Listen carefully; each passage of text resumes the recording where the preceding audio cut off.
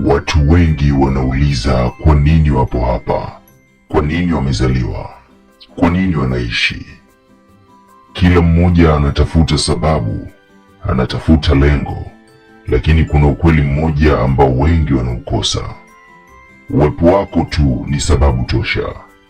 Tunatafuta chanzo cha kila kitu, tunatafuta mwanzo wa uhai, lakini hatujawahi kusimama na kujiuliza, vipi kama sisi ndio chanzo?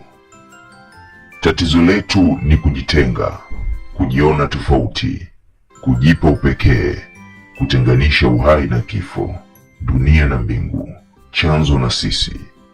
Lakini siku moja ukiacha kuona chanzo kama kitu kilicho mbali na wewe, ndipo siku utaacha kujiuliza kwa nini upo.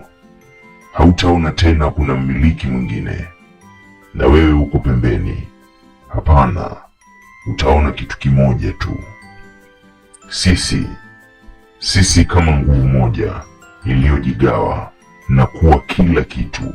Kinachotutenganisha na chanzo sio umbali, ni kelele zetu wenyewe, kwa sababu kimya kina majibu yote. Ni kweli ambayo wengi hawapendi kuisikia. Hakuna wa kumlaumu, hakuna wa kumlalamikia. Karibu kila kitu kipo ndani ya maamuzi yako, na nguvu ulionayo uliiweka usingizini kwa sababu hukuitambua. Sisi ni sehemu ya nguvu kubwa iliyojigawa kwa makusudi. Yenyewe imebaki na ukamilifu, na sisi tukabaki na sehemu ya udhaifu ili tuone tutakumbuka au tutapotea. Ndio maana imekuwa rahisi sana kusahau sisi ni nani. Tunaishi kama wageni kwenye dunia ambayo ni yetu. Tunatafuta nje kile ambacho tayari kipo ndani yetu. Hatuharibu dunia, tunaharibu mali yetu wenyewe.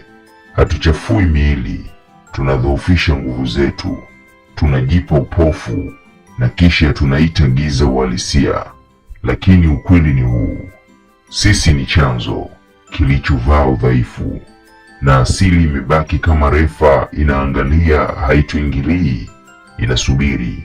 Inasubiri kuona ni nani atakumbuka, kwa sababu sisi ni watoto mfalme tuliojikuta kwenye himaya ya kusahau, na ndani ya kila mmoja wetu kuna wito wa kurudi. Atakayekumbuka ataishi kwa nidhamu, ataishi kwa uelewa, ataishi kwa furaha ya kweli, na atakayesahau ataishi kama mgeni kwenye nyumba yake mwenyewe. Na siku atakapogundua ukweli, atajiuliza, ilikuwaje? Iliwezekanaje nikasahau mimi ni nani? Lakini wakati huo majuto hayatabadilisha chochote, kwa sababu kusahau ni chaguo na kukumbuka ni uamsho.